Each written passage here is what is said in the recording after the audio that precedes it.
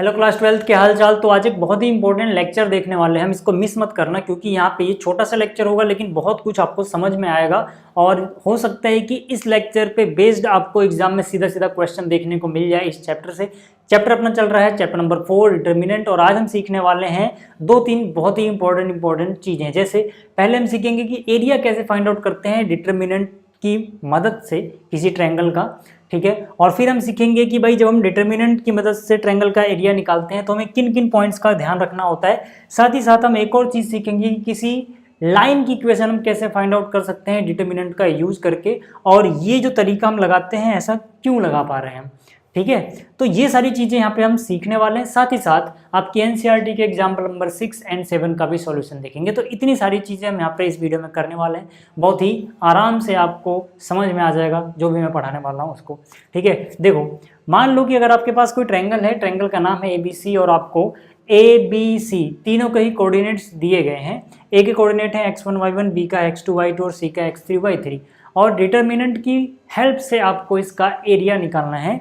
तो जो इसका एरिया होगा ट्रायंगल ABC का, वो आप लिखो हाफ, डिटर्मिनेंट निकालो। लेकिन किसका डिटर्मिनेंट? जो इसके कोऑर्डिनेट दिए गए हैं ना वो लिख दो, x1 y1, यहाँ पे क्या लिखोगे x1 y1, फिर यहाँ लिख दो x2 y2 जो कि B पॉइंट के कोऑर्डिनेट है, और C के कोऑर्डिनेट क्या है x3 y3, है ना। और यहाँ पे लगा दो 1 1 1, क्योंकि ये जो डिटर्मिनेंट निकलेगा स्क्वायर मैट्रिक्स का होना चाहिए ना, तो 3/3 का हो गया। अब इसका आप डिटर्मिनेंट निकालो, हाफ कर दो, जो वैल्यू आएगी वो एरिया ऑफ ट्रायंगल ABC के ही बराबर होगी। लेकिन जब आप ये तरीका लगाते हो तो आपको कुछ बातों का ख्याल रखना होता है।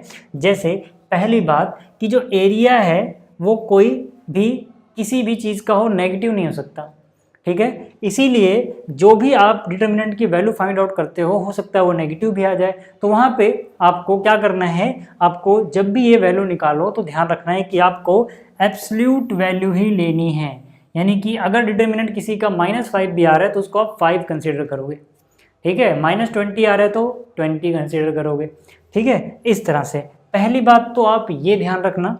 दूसरी बात, इफ़ एरिया इज गिवन, मान लो कि बोल दिया गया भाई इस ट्रायंगल में ये वाला कोऑर्डिनेट आपको बता दिया, ये बता दिया, इसमें से किसी एक की वैल्यू नहीं दी, मान लो यहाँ पे k, 5 लिख दिया, बोला k की वैल्यू निकालो। अगर इस ट्रायंगल का एरिया 3 यूनिट्स है तो वहाँ पे आप डिटर्मिनेंट ऑफ एरिया फॉर्मूला लिखोगे, यहाँ पे जो 3 यूनिट्स लिखोगे ना उसको प्लस माइनस के साथ लिखोगे। याद रखना, ऐसा असलियत में इसलिए कर रहे हैं क्योंकि हम एरिया को प्लस माइनस नहीं कर रहे हैं, क्योंकि एरिया तो नेगेटिव होता ही नहीं है। असलियत में जो डिटर्मिनेंट है ना इसकी दोनों वैल्यू यूज किया रही है, ये हो सकता है प्लस भी आ जाए माइनस भी आ जाए, के पे डिपेंड करता है, ठीक है ना। तो मतलब आप क्या करोगे, जब आपको एब्सोल्यूट वैल्यू लेनी थी तो किसी एक तरफ प्लस माइनस लगाओगे। जब सॉल्व कर रहे होते हैं हम तो जो न्यूमेरिकल वैल्यू दे रखी है एरिया की उसी तरफ प्लस माइनस लगा दो, जल्दी सवाल हो जाता है। अभी मैं क्वेश्चन करके भी दिखाऊंगा, ठीक है। लेकिन तीसरा पॉइंट पहले देख लो फिर आगे चलते हैं।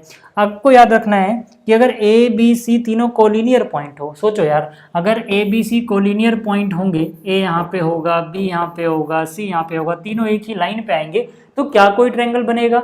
नहीं। जब ट्रायंगल बन ही नहीं रहे तो उसका एरिया 0 होगा। तो यही कॉन्सेप्ट आपको यहाँ पे याद रखना है कि अगर ABC कोलिनियर पॉइंट है तो ABC से ट्रायंगल बनेगा ही नहीं, या फिर अब यूँ कह लो कि उस ट्रायंगल का एरिया ही 0 हो जाएगा, ठीक है। और इसका उल्टा भी होगा, अगर 3 पॉइंट्स आपके सामने हैं ABC और आपने एज्यूम कर लिया कि चलो ट्रायंगल बन रहा है, ठीक है, लेकिन वहाँ पे एरिया 0 आ जाए तो आप समझ जाना कि वो पॉइंट्स कोलिनियर थे। और यही कॉन्सेप्ट का इस्तेमाल किया जाता है जब भी आपसे, ठीक है, AB की इक्वेशन पूछ ली जाए जिसमें A और B दो अलग अलग पॉइंट हैं, जहाँ पे A के कोऑर्डिनेट पता है आपको x1 y1, B के कोऑर्डिनेट पता है आपको x2 y2, ठीक है। तो आप क्या करोगे, आप मान लोगे कि चलो यार इसी पे कोई C पॉइंट भी है, ठीक है, जहाँ पर इसके कोऑर्डिनेट हो गए xy, क्योंकि इक्वेशन निकालनी है ना आपको, इक्वेशन में जनरल पॉइंट xy तो होगा ना, तभी तो xy में इक्वेशन आएगी, ठीक है। तो आप क्या देख रहे हो कि भाई आपके पास 3 पॉइंट हो गए, point A, point B and point C, और इसी लाइन पे जो AB लाइन थी उसी पे हमने C माना है, मतलब AB और C कोलिनियर हो गए।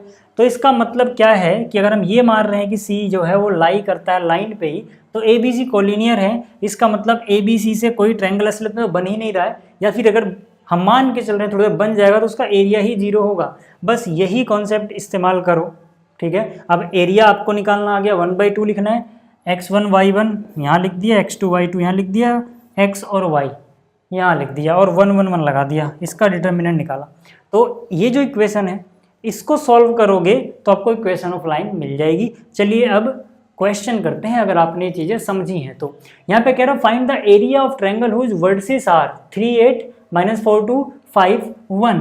मतलब क्या कि हमें एक एरिया निकालना है, मतलब ट्रायंगल का एरिया निकालना है, ठीक है। ये मान लो ट्रायंगल है। अब यहाँ पर मान लो पहला पॉइंट ए है, दूसरा बी है और तीसरा वर्टिसेस जो है, वर्टेक्स जो तीसरा वो सी है। ए के कोऑर्डिनेट दे दिए गए आपको 3,8, बी के कोऑर्डिनेट दे दिए आपको -4,2, इसको अच्छे से लिख देता हूँ मैं, और सी का क्या है 5 1। और आपसे पूछ लिया भैया एरिया निकाल दो यार, क्या होगा, एरिया बताओ क्या होगा, ठीक है। मैंने क्या बोला आपको, मैंने अभी थोड़ी देर पहले कहा कि यार जो एरिया निकालोगे ना, ठीक है, एरिया निकालोगे ट्रायंगल ए बी सी का, ये किसके बराबर होगा, हाफ ऑफ डिटर्मिनेंट। डिटर्मिनेंट कैसे बनाओगे भाई, तीनों जो कोऑर्डिनेट है ना, क्या क्या है 3 8, इसका क्या है -4 2 इसका क्या है 5 1, और यहाँ पे 1 1 1 लिखना होता है थर्ड कॉलम में, याद रखना है, हमेशा ही करना है।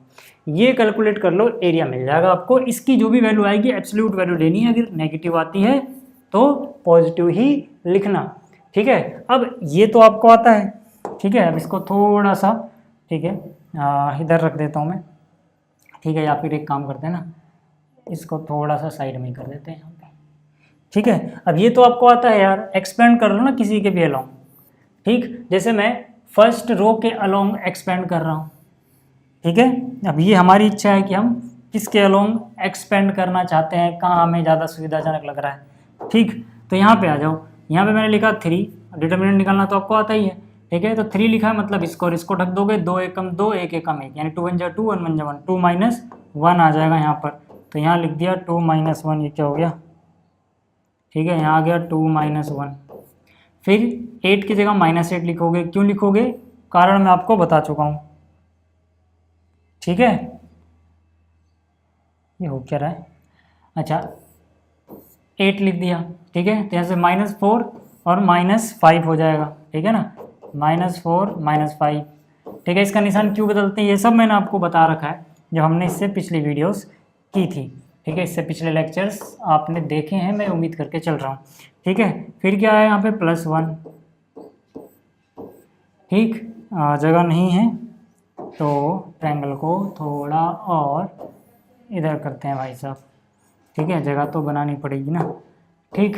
यहाँ पे आ जाओ, 1 को ढका तो क्या हो गया -4, माइनस में 5 2 जा 10, ठीक है। क्या यहाँ तक समझ में आ रहा है सबको, चलो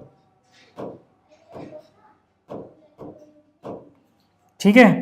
अब आ जाओ आगे, ठीक है। याद रहे जो कर्ली ब्रेसिस के अंदर है वो क्या है, इसकी वैल्यू है, और इसकी हमें एब्सोल्यूट वैल्यू ही लेनी है। हो सकता है इस केस में नेगेटिव ना आए, लेकिन कभी ना कभी तो क्वेश्चन आपको ऐसा मिलेगा ही, इसलिए ऐसा ब्रैकेट बना के चलना। चलो यहाँ से 2 में से 1 गया, 1 गुणा में 3 यानी कि 3 आ गया। यहाँ से कितना हो गया, -9 × 8 72, माइनस माइनस प्लस हो गया, और यहाँ से -14 1 जा -14 ही रहा, ठीक है। तो ये कितना हो गया, 1/2 ऑफ कितना, ठीक है, 72 और 2 75 हो गया। 75 में से कितना घटा रहे हैं 14, कितना बचेगा 61, यानी कि इसका एरिया आ जाएगा 61/2, ठीक है। कितना आ जाएगा 61/2, यूनिट जो भी रही हो, सेंटीमीटर मीटर, उसका स्क्वायर, ठीक है। तो ये देखो कितना आसान सा था ये सब कुछ, ठीक है। यहाँ पे आप आराम से, ठीक है, कुछ ऐसा हड़बड़ी मत करना, बस कैलकुलेशन में थोड़ा सा ध्यान रखना, सारी चीज़ें अपने आप सही होती जाएंगी। यहाँ पे आ जाओ अगला क्वेश्चन, ठीक है। इस क्वेश्चन में क्या क्या रहा है वो समझो। यहाँ कह रहा है find the equation of line joining point A and be using determinant and find के। अच्छा, के वाली चीज़ बाद में, पहले इक्वेशन ऑफ लाइन इतना करते हैं, है ना। तो यहाँ पर क्या बोला गया कि भाई अपने पास एक लाइन है, ठीक है, अपने पास क्या है, एक लाइन। अरे ये तो रे बना दी सर आपने, हाँ बिल्कुल, अभी ये रे है, इसको लाइन बना देते हैं, ठीक है। अब यहाँ पे आ जाओ, ठीक, ये हो गई अब ये लाइन। अब लाइन जो है वो पॉइंट ए और पॉइंट बी को जोड़ रही है, ठीक है। बी के कोऑर्डिनेट हैं 0 0, आप यहाँ पे देख सकते हो, और ए के कोऑर्डिनेट हैं x1 y3। अब हमें इसकी इक्वेशन निकालनी है। मैंने क्या कहा, मैंने कहा इसी पे कोई सी पॉइंट मान लो, जनरल पॉइंट xy, ठीक है। तो हम क्या बोलेंगे, लेट पॉइंट सी जिसके कोऑर्डिनेट हैं x, y lies on line A B, मतलब सी भी ए बी पे लाई करता है। इसका मतलब क्या है कि भाई अगर यहाँ पे मैं लिखूँ area of triangle A B C, तो वो होना चाहिए 0, क्योंकि असल में ट्रायंगल फॉर्म ही नहीं हो रहा, फ्लैट सीधी सीधी लाइन मिल रही है अपने को, है ना। और एरिया ऑफ ट्रायंगल क्या होता है 1/2, ठीक है। डिटर्मिनेंट कैसे बनाओगे भाई, क्या क्या है आपके पास, क्या क्या है, पहला कोऑर्डिनेट क्या है 1 3, फिर क्या है, चलो 0 0 वाला पहले लिख देते हैं ना, कैलकुलेट करना आसान रहेगा, रो 1 के लोग, किसी को भी पहले लिखो यार। मैंने लिखा 0 0, फिर क्या लिखा 1 3, ठीक है, फिर क्या लिख दिया xy, किसी को भी पहले लिख सकते हो आप चाहो तो xy पहले लिख दो, और लास्ट में 1 1 1। बस याद रखना एक पॉइंट का कोऑर्डिनेट यहाँ, दूसरे का यहाँ, तीसरे का यहाँ, किसी को भी ऊपर नीचे लिखो, उससे फ़र्क नहीं पड़ने वाला। यहाँ पे हमें एब्सोल्यूट वैल्यू लेनी है, ठीक है। ये बात समझ में आ गई इतनी, ठीक। अब इसी को कैलकुलेट कर लो यार। अब देखो यार, यहाँ पे तो 2 0 दिख ही गए, रो 1 के अलोंग एक्सपेंड करें हो जाएगा, है ना। तो यहाँ देखो, ये पहली बात तो ये वाला 2 उधर गया, 0 हो गया, ठीक है। या फिर चलो ये रहने देता हूँ, यहाँ पे कितना आ गया 1/2, ठीक है। तो देखो पहली बात तो ये वाला 1/2 उधर भेजो, 2/1 वो 0 हो जाएगा, तो ये 1/2 मैं लिख नहीं रहा, ठीक है। इसकी जो वैल्यू आएगी वो हमें एब्सोल्यूट वैल्यू ही लेनी है, ठीक है। तो यहाँ पे आ जाओ, कितना होगा ये, ठीक है। तो ये तो हो गया 0 0 के अलोंग एक्सपेंड करोगे, भूल जाओ कैलकुलेशन नहीं करनी। यहाँ पर भी 0, यहाँ पर ये 1 है, और 1 के अलोंग करोगे तो 1 और 1 ढकोगे, y - 3x कितना हो जाएगा, ये हो जाएगा y - 3x। होप कि ठीक है, मैं उम्मीद कर रहा हूँ कि y - 3x छोटा सा लिखा दिख रहा होगा आपको, ठीक है। बाकी जगह है नहीं भैया, गरीबी आ गई है, तो यहाँ पे देख लेते हैं ना, जगह की कमी है थोड़ा। यहाँ पे क्या है y - 3x, ठीक है। अब y - 3x is equal to 0, plus minus 0 भी लिखो उधर, तो 0 ये कोई फर्क नहीं पड़ना, एब्सोल्यूट वैल्यू लोगे तो यानी कि y की वैल्यू कितनी हो जाएगी, यहाँ से y की वैल्यू हो जाएगी 3x। समझ में आ गई बात, ठीक। इतना हो गया, क्योंकि हमें अब नहीं पता ना कि भाई y में से 3x घटाने पे पॉजिटिव वैल्यू आती है नेगेटिव वैल्यू आती है, इसलिए मतलब ये प्लस माइनस में रहा होगा, बट एरिया बराबर 0 है ना, 0 को फर्क ही नहीं पड़ता प्लस माइनस से, 0 कह रहा है मुझे कोई लेना देना नहीं भाई साहब, ठीक है। इतनी बात समझ में आ गई। अच्छा, अगर इतना आपको समझ में आया तो आगे क्या कह रहा है, यूजिंग डिटर्मिनेंट, ये तो हमने कर लिया। आगे बोल रहे हैं फाइंड के इफ डी के कोमा 0 एक पॉइंट है such that area of triangle A B D, area of triangle A B D. इस बार हमें जो एरिया ऑफ ट्रायंगल निकालना है ना भाई साहब, वो ए बी सी नहीं है, ए बी डी है, ठीक है। पॉइंट ए, पॉइंट बी और पॉइंट डी। ए तो अपने को पता है कितना है, ए कितना है भाई, कहाँ गया 1,3, बी कितना है 0 0, ठीक है। ये क्या हो गया, ठीक है। ए यहाँ पे है 1,3, बी है 0 0, और इसमें डी आ रहा है देखो, ठीक है। इसमें क्या आ रहा है, डी में k, 0। तो यहाँ पे लिख दो भैया इसको k, 0।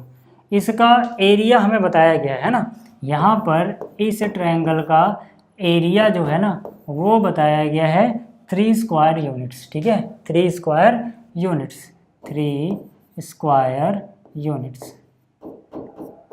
अब मुझे बताओ एक बात यार, मैं क्या बोलूँगा कि भाई जो एरिया होगा ट्रायंगल का वो क्या होगा 1/2 डिटर्मिनेंट, ठीक है। जो भी आएगा आप क्या करो, इसको प्लस माइनस के साथ लिखो। यही मैंने आपको एक पॉइंट बताया था, ठीक है, याद करो शुरुआत में, कि कहाँ गया, ये रहा, ठीक है, कि अगर एरिया गिवन हो, if area is given use it with plus minus sign, ठीक है। यहाँ पे क्या लिखा हुआ, ये प्लस माइनस साइन, तो वही यहाँ पे हम कर रहे हैं।